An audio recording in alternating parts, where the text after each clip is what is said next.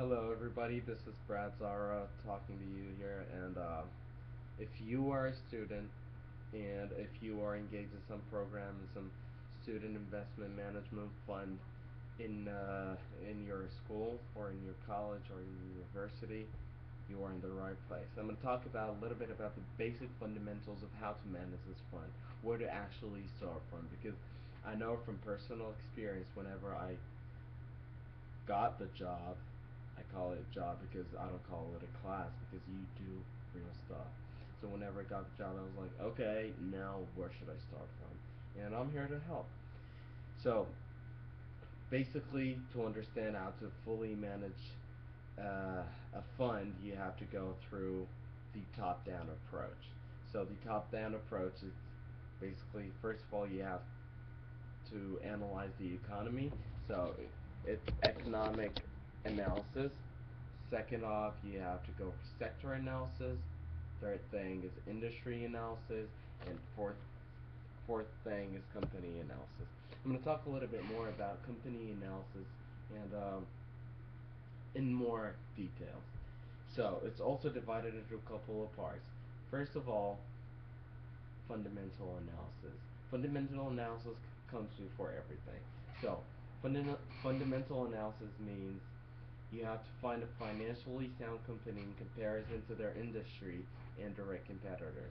So you have this company that you might think is, well, hey, this is good, I can invest in it. You have to find its, you have to know its industry, you have to be familiar with this industry, you have to be familiar with their direct competitors so that you can use it as sort of a benchmark in order to see how is this company performing against its competitors. How? Well, it's a very easy thing. What you have to do is that you have to use financial statements, price to earnings ratio, earnings per share. You have to look at the beta, the ROA and ROE, return on assets, and return on equity. So I'm guessing if you are looking into this field, you have to have a little bit basic knowledge of accounting principles, and you have to be familiar with the terms that I've just mentioned. If you're not, then this is not your thing. You have to go do some research. You have to go acquaint and familiarize yourself with the terms that I just mentioned. Anyways, so with concerns to beta, what you do is you have to compare your beta with your direct competitor and the industry leader. And the same goes to price to earnings ratio, earnings per share, returns on assets, and returns on equity. So, going to price to earnings ratio, and there we go. Okay, price to earnings ratio is to determine the physical strength of the company's firm. So, whenever you look at the price to earnings ratio, you are looking at the strength of the firm. So, the lower the price to earnings ratio indicates stronger earnings relative to price. So, you have more earnings relative to price, which is a good thing. So, if you have two companies and one company's price to earnings ratio is lower than the other company, that means it is doing a little bit better with concerns of its earnings. But that doesn't mean that you have to basically uh, base your analysis solely on price to earnings ratio, because there's a lot of different metrics and measures you need to take in order to analyze the company as a whole so that you can know if it's a good investment for you or not. So, companies with price to earnings ratio less than 1 and less than the industry leader or less than its competitor also indicates great potential growth. So price to earnings ratio determines its potential growth. And as you know, if the company doesn't have this potential to grow in the future, doesn't have this potential to innovate and to grow and prosper, that means the share price is not going to appreciate as much, and you probably wouldn't want to go into that company. Second off, I'm going to talk about returns on assets and returns on equity. So those are basically used to determine management effectiveness and efficiency of a firm. Returns on assets and returns of equity is more of a managerial approach where you know more about it, of its effectiveness and efficiency, and how does the company how's the company doing with regards of effectiveness and efficiency. Third of all, I'm going to talk about using financial statements. As you know, financial statements the backbone of financial analysis. So whenever you familiarize yourself with those financial statements, whenever you know how to look at them, to analyze those financial statements, that means you are in good shape to analyze companies, and you are in good shape to know how's the company doing overall. So, whenever you look at the balance sheets and income statements, you have to look at them, and you have to look at the balance sheets and income statements and statements of cash flows of its competitor, and you have to basically uh,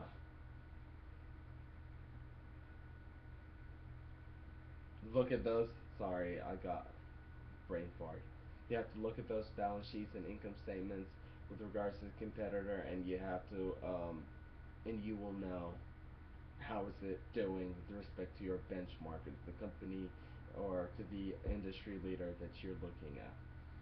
So, the base figure in the balance sheet is a total asset, and the base figure of the income statement is the sales. So, whenever you're looking at the balance sheet, that means you're looking at the total assets that the company holds. You're looking at what the company owns, what does it have, and if it's looking healthy or not. While looking at the income statements is you're looking at the sales, you're looking at its costs, you're looking at its income.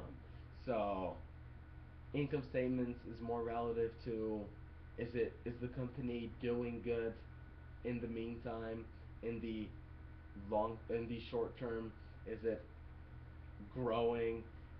So earnings per share analysis, you must look at the second, third, fourth forecast of quarterly earnings to ensure the numbers are not negatively trending. So whenever you look at those earnings and prospective earnings of the company, and you see they are positively trending, that gives you a positive sign that the company is doing its thing, and it's growing itself. But whenever you see reductions in quarterly earnings, whenever you see their projected revenue is less than what it used to be, then this kind of have to raise a little bit of red flags, and you have to look more into it and see what's the reason behind that. That doesn't indicate that it's always a bad sign, but most of the time it is. But if you looked at the reasons behind it, the reason behind the negative trending, or the reason behind reduced earnings and reduced revenue, uh, you'd be able to understand more why is the company doing that, with regards if it's actually not doing well, not functioning well.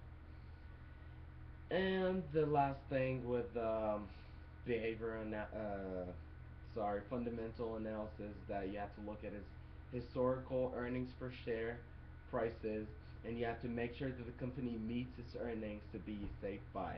So if the projected earnings met the earnings that the company issued so far, that means it is performing as the market is as the market was expecting from it. That means its share price is not going to decrease anytime soon. And if it beat its earnings, if it went above the expected earnings for that share, that's a very positive sign. That's a very positive indicator that the company's stock is going to appreciate in the near future. And then you have to know when to buy and when to sell. And as I always say, buy low, sell high, cut your losses, and let your winners run. This is the first part I want you to know about. I talked about 10 minutes now, so I'm gonna leave it, and we're gonna pick up next time. We're gonna talk more about technical analysis and the methods and the tools we need to use in order to figure out what technical analysis is and what does it actually do whenever we are looking into it. This was Brad Zara. Thanks for tuning in, and you have a good day or good night. I don't know when you're watching this, and until next time. Later.